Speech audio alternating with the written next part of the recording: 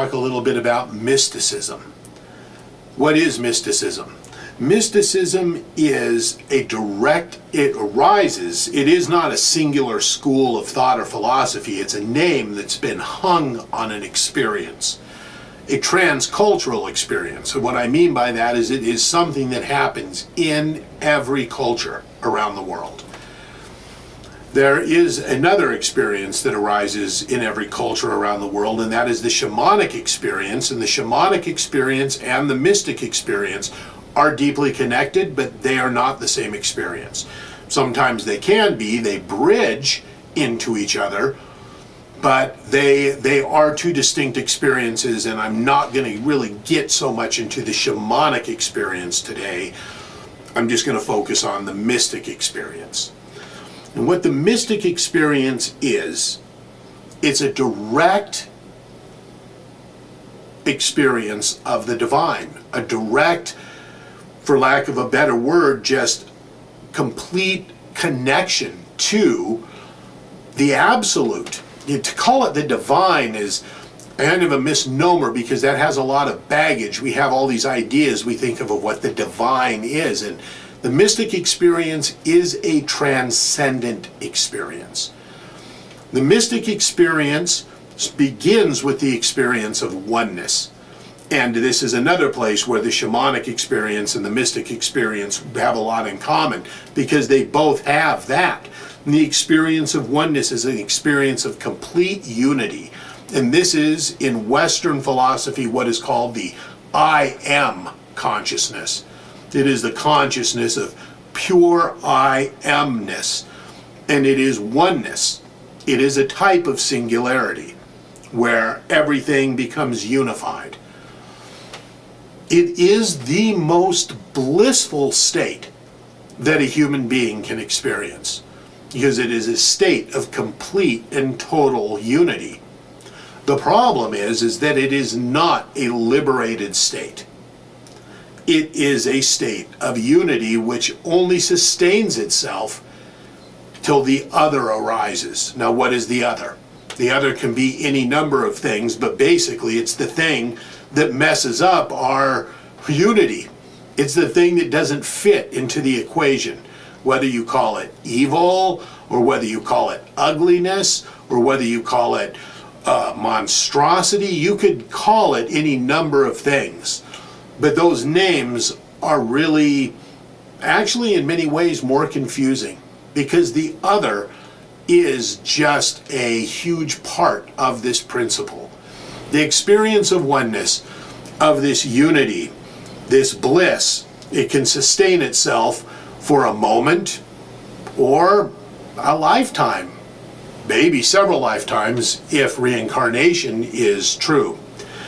But as this experience sustains itself, when the other arises and cannot be integrated, this oneness becomes less tangible and the other becomes much more obvious, more definitive. And we have to reintegrate, which oftentimes winds up in conflict. Oftentimes the only way that one thing can integrate the other thing is by destroying what it doesn't understand. And that is a human tragedy.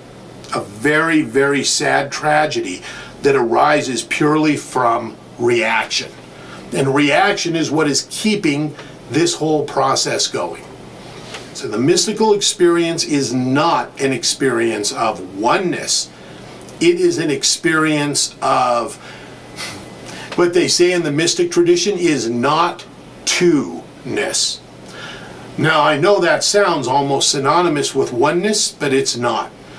Not two-ness is incorporating opposites without nullifying their differences, and at the same time seeing how they're unified, seeing how they are part of one whole, and yet distinct.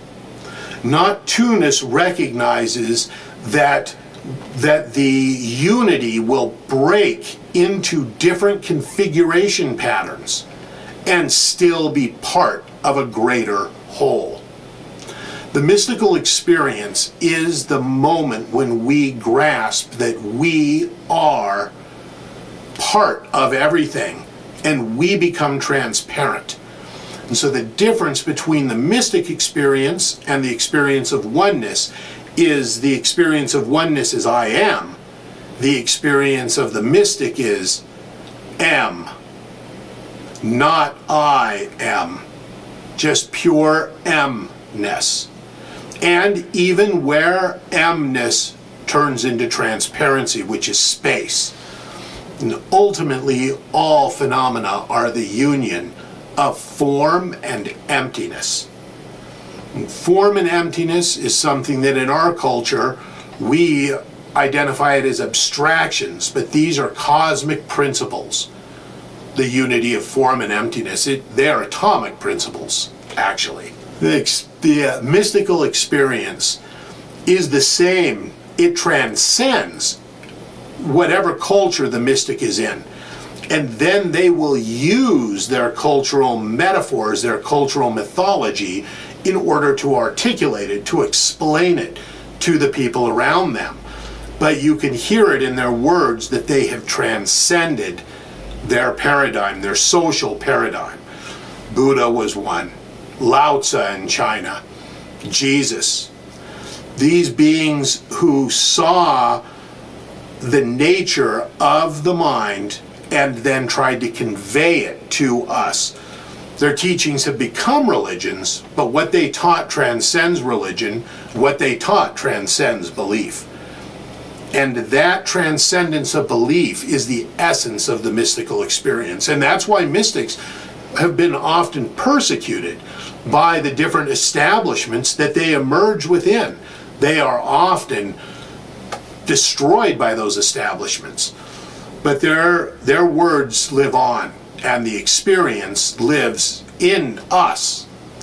We all have not just the ability, but the responsibility to sustain the mystical experience for ourselves. That is what would transform the world, when we each transformed ourselves.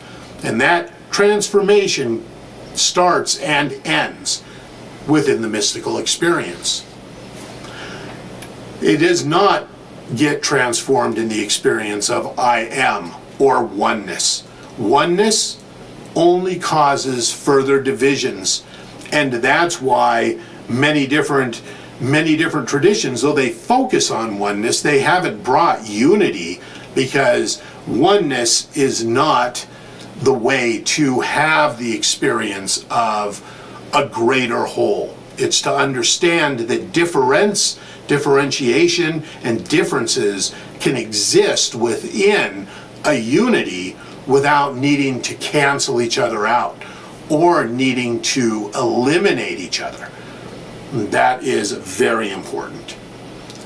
So remember, allow for uncertainty, stay in the moment, and stay on your breath. Thank you very much for watching. Be sure to like us and subscribe. Hit the bell icon to be notified for when we post new videos. We would really love to hear your comments and suggestions. We love questions. We'll be happy to answer any of the questions you ask and go more in depth on them. We're exploring a number of very deep topics, so please ask. We'll talk to you soon.